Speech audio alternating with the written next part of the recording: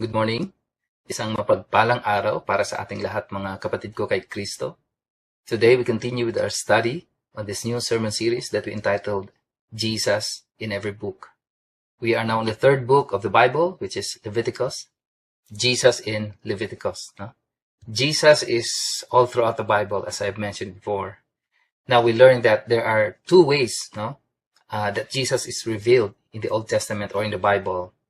One is by revelation, and number two, by typification.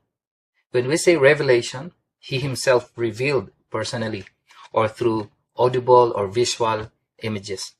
Like, for example, in the burning bush, Moses heard a voice talking to him. In biblical interpretation, that voice was Jesus himself revealing to Moses. Now, while typification is God's way of using an object that will help resemble, to model, or to represent as an equivalent only.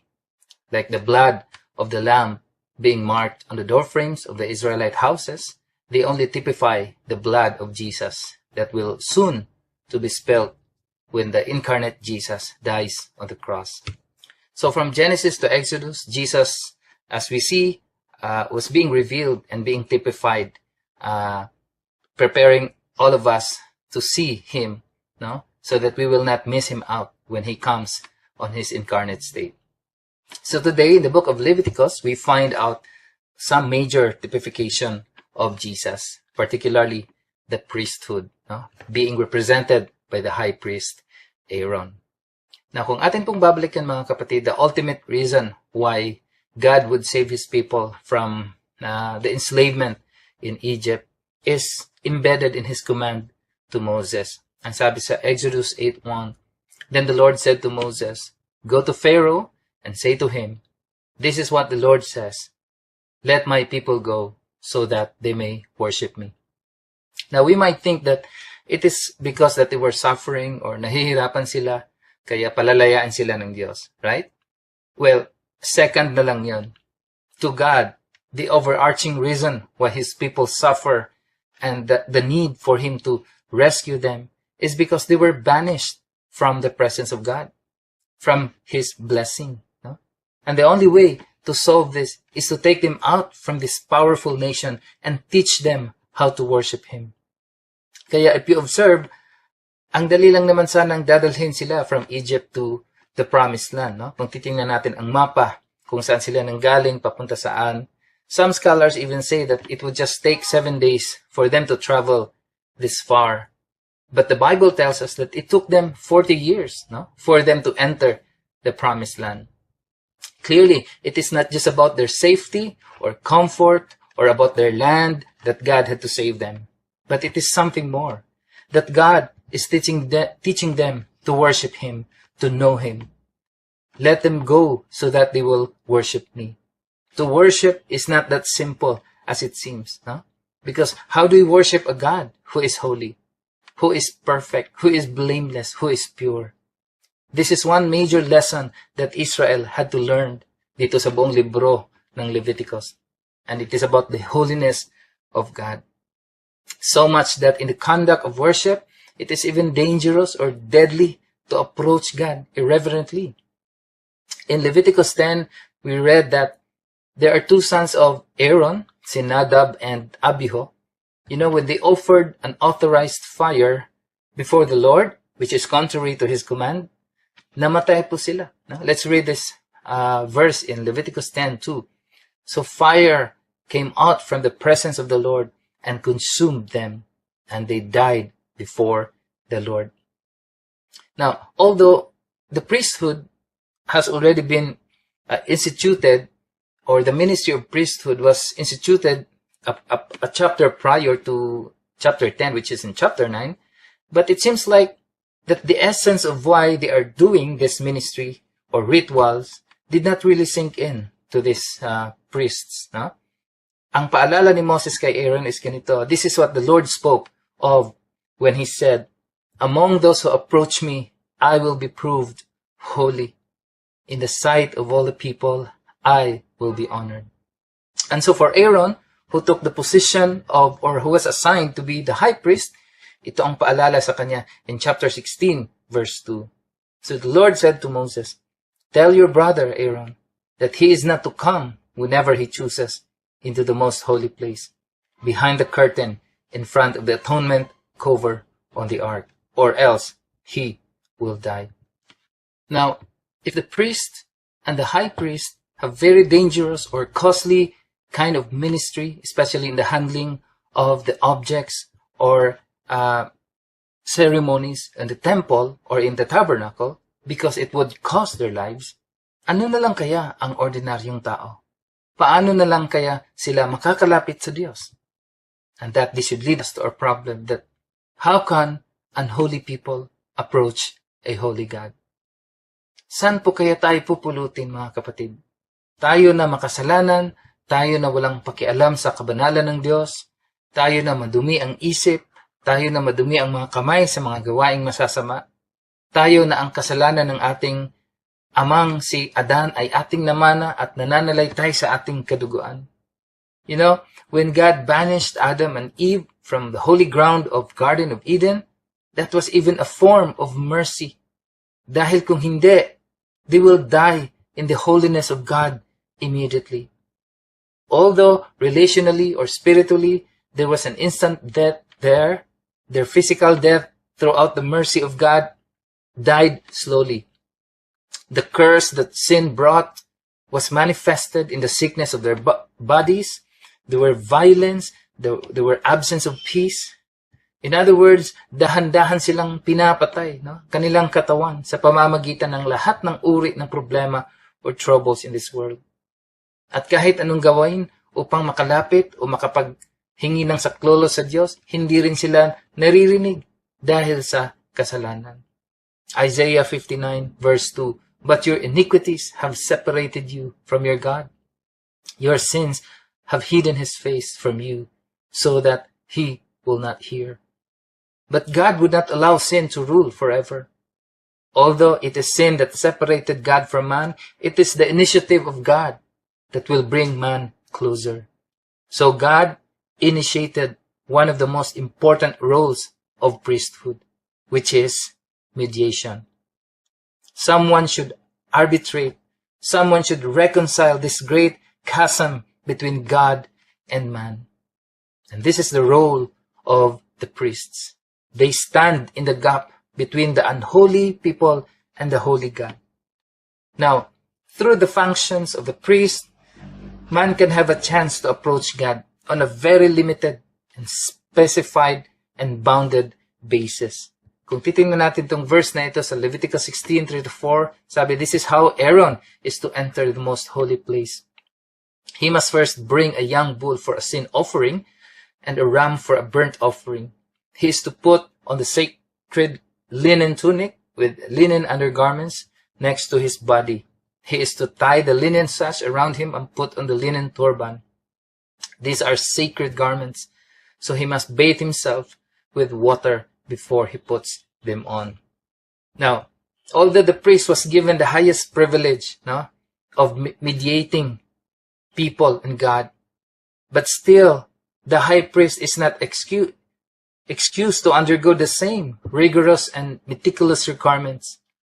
In fact, kailangan unahin muna niya mag-alay ng sin offering para sa kanyang sarili at sa kanyang pamilya before he can even perform his duty for the people. Aaron is to offer the bull for his own sin offering to make atonement for himself and his household. Unlike the privilege that we have today, wherein we can approach God anytime, sa kanila in the Old Testament, ang tanging dahilan lamang nila upang lumapit sa presensya ng Diyos sa loob ng tabernacle is only for the atonement of their sin, sa mga nagawa nilang kasalanan. When they come to the tabernacle, it's not to praise God, it's not to sing praises, or it's not to pray, but practically to just bring animals, and the regular priest will kill the animals and shed its blood and offer it as sacrifice to the Lord for the atonement of the sins. And then they go home, Parang wala namang worship life doon. But the high priest has another specific function, which he will do only once a year, which is able to, or will celebrate the Day of Atonement, where he is fully dressed And having performed all necessary preliminaries, he will now go into the very holy of holies to put blood on the mercy seat, no? To make atonement for all the sins of the priest and the people alike.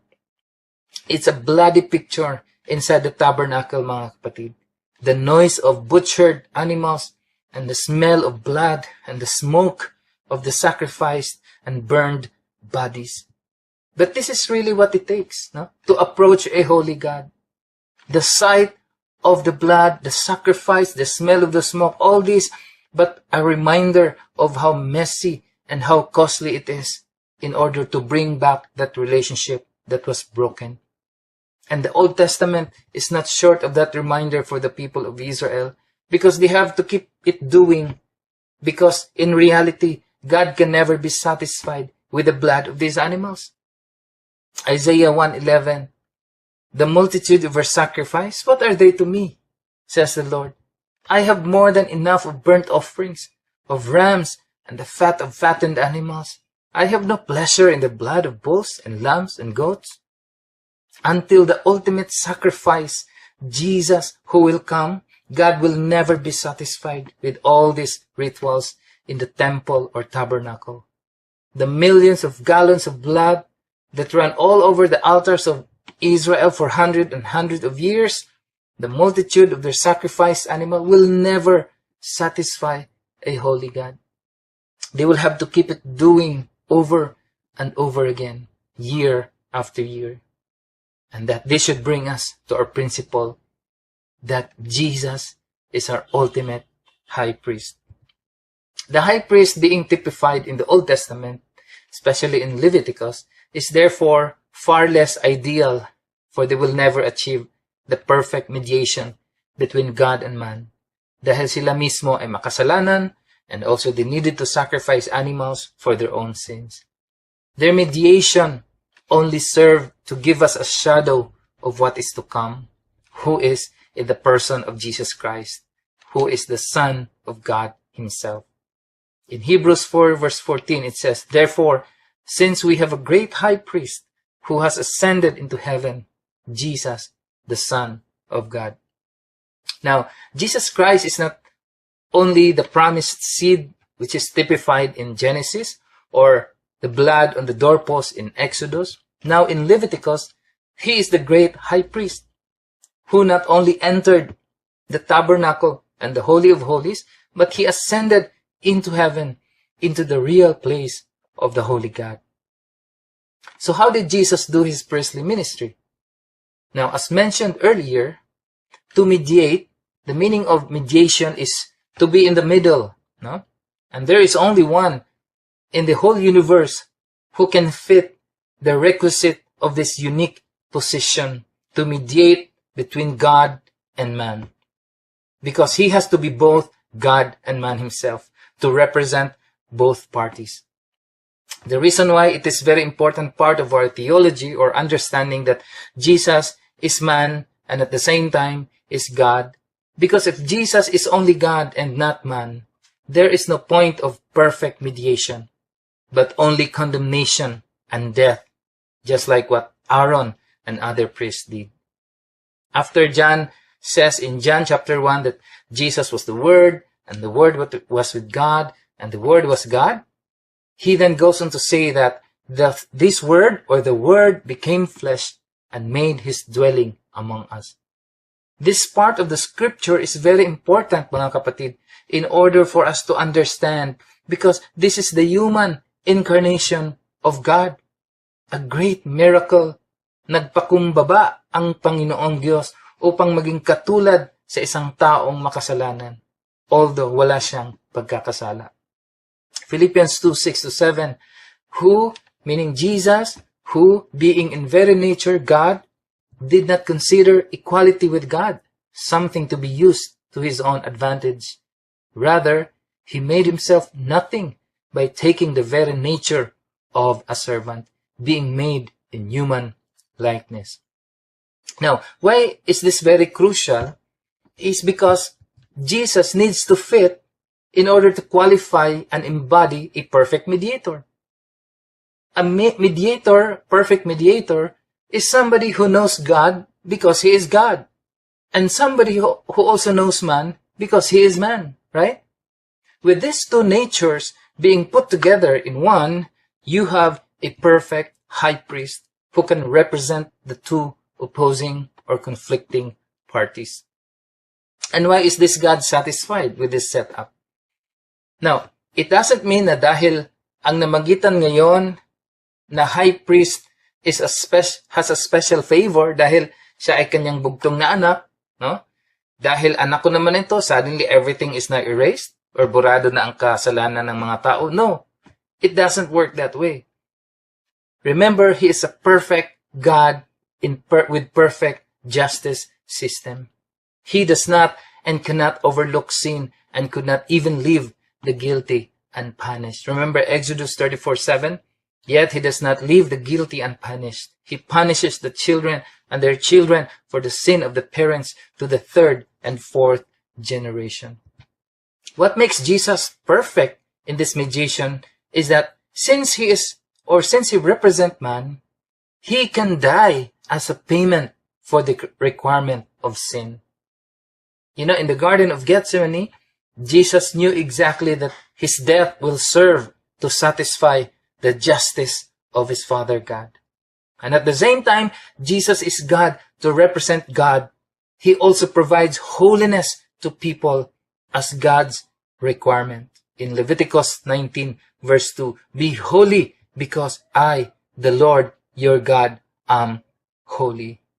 Nobody in this world can become holy because we are only human beings. But because of Jesus Christ, we can be holy.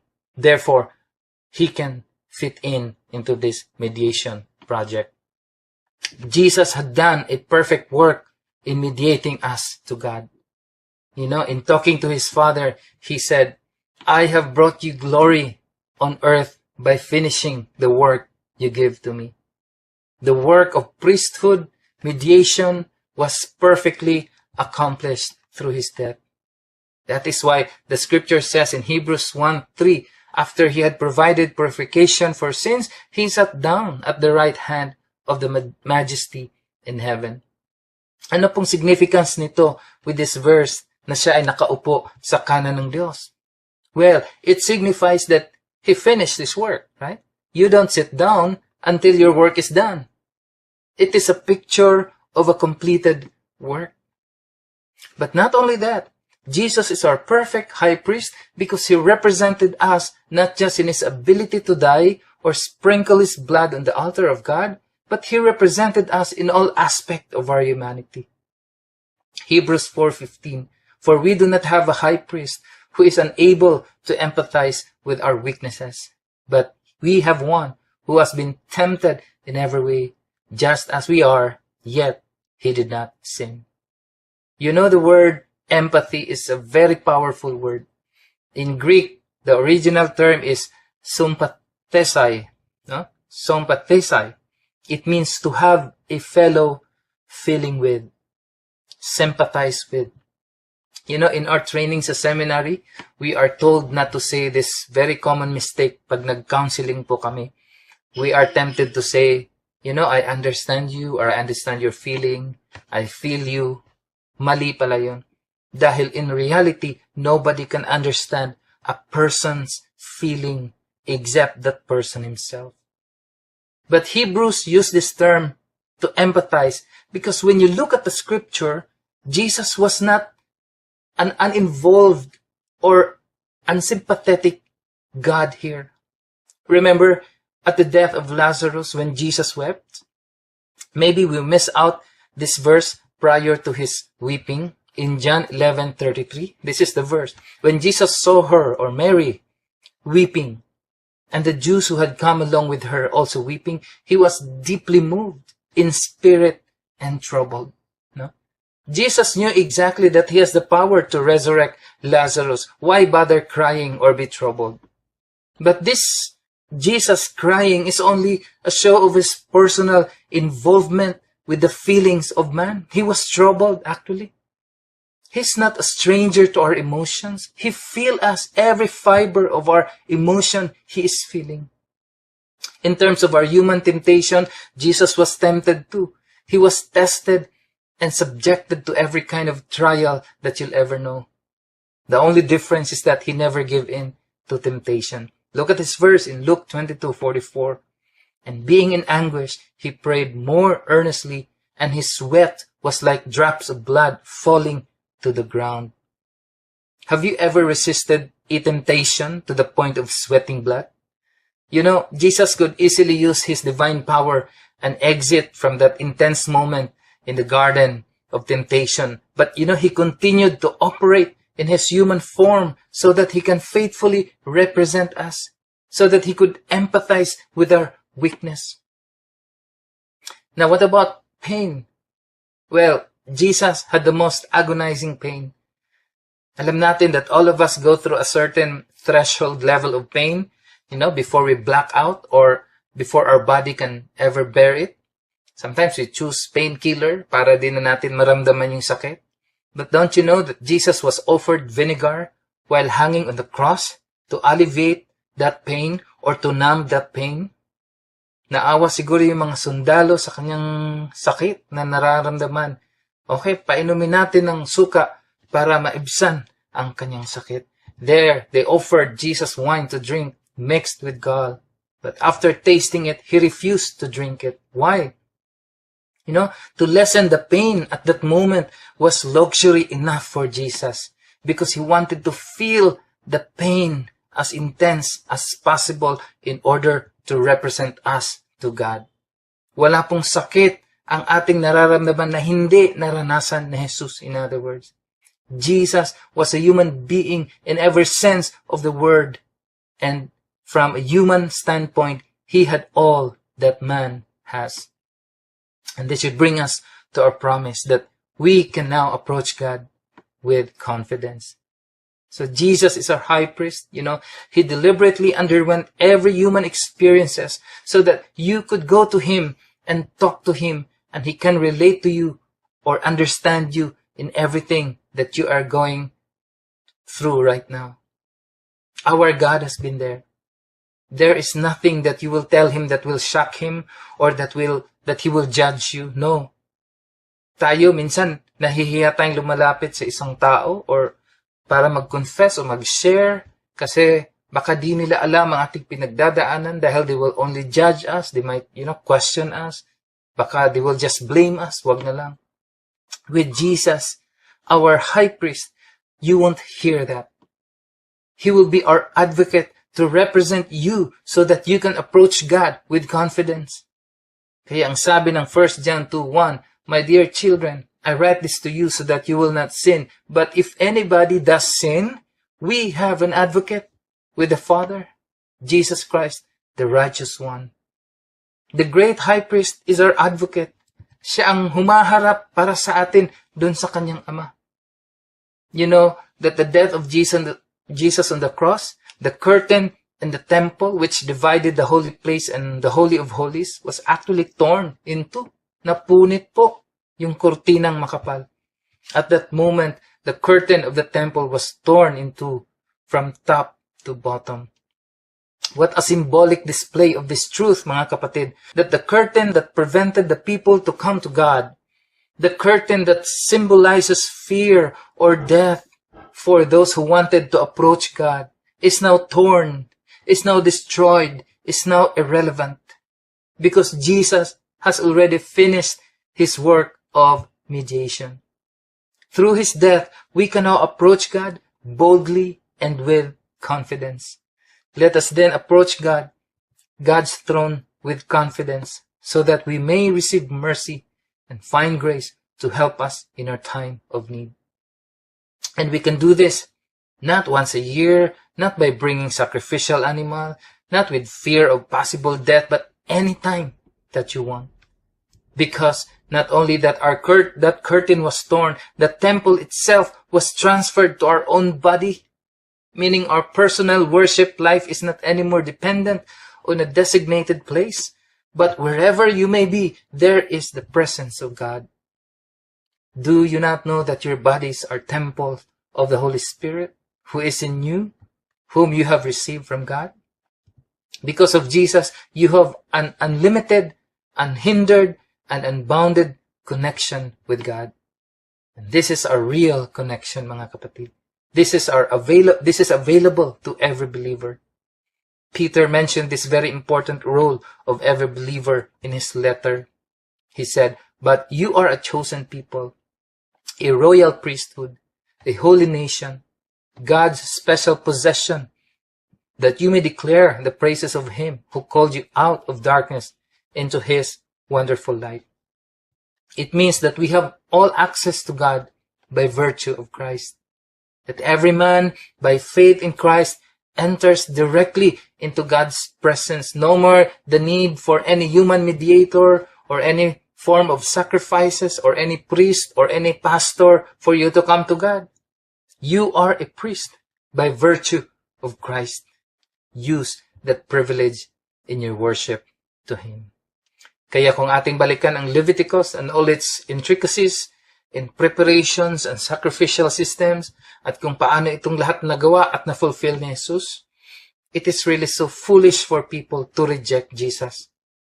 I remember yung mga tradisyon ng ibang tao, especially sa ating bansa, no? Yung mga kababayan natin, every Semana Santa, yung nagpapapako sa krus, bawat taon, as if to make their own atonement for their own sins. For me, that's an open defiant and insult to the finished work of Jesus, who alone can satisfy God's requirement for our atonement. There are even groups who insulted or mocked Jesus' death because, bakit pa siya namatay? Why the need to die? Therefore, He's not God dahil namatay siya. You know what a pity and ignorant comment. Because for those who do not believe in the death of Jesus are still in their sin, and the wrath of God is still upon them. Nakakatakot po ito. But for all of us who believe and accepted this priestly work of mediation of Christ, there is nothing that we can add to it. All we need to do is thank Him, worship Him, and give Him all the glory that He deserves. So for our practical application, knowing that Jesus is our high priest, what should be our attitude in coming to God with confidence? Number 1, be Christ-centered by being contented of who and what Jesus has done. There is nothing that you can add in order to be accepted by the Father. Everything is in Jesus, mga kapatid. Jesus said in John 4:16, "I am the way, the truth, and the life. No one comes to the Father except through me." Number 2, do not stay outside the court of worship. Do not allow shyness or weakness or insufficiency to keep you from boldly worshiping God. Do not allow worthless tradition to keep you from expressing your love and worship to God. Like David, who worshiped Him with all his heart, you can worship Him too. Nothing can limit you. Nothing should hold you back. Next, meet God as often. Minute by minute, walk with Him. You are in the temple of the Holy Spirit. You are a walking temple, a walking tabernacle where you can call upon Him and pray all the time. And lastly, enjoy every moment with God. While in the Old Testament, their meeting with God may halong pangamba at takot, but Jesus turned it around so that meeting God is a daily enjoyment and source of your strength. Imagine the Creator of the universe, the God who is in heaven, is inside of you. That truth is simply amazing that when you understand it and live it out, it is impossible to live a sorrowful life, to live a lonely life. Instead, there will be joy unending with our Lord. Amen and amen.